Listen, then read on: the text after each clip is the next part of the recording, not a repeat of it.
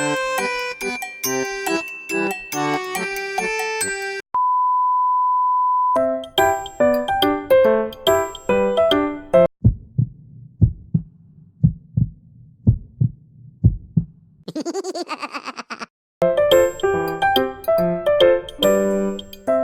much as possible, keep your MP3 to the place code CSP number 22, for example.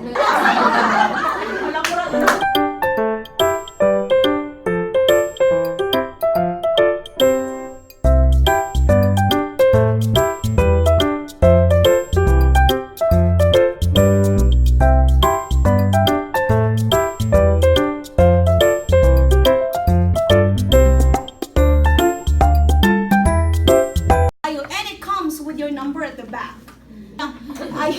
So let's start in turning on the MP3.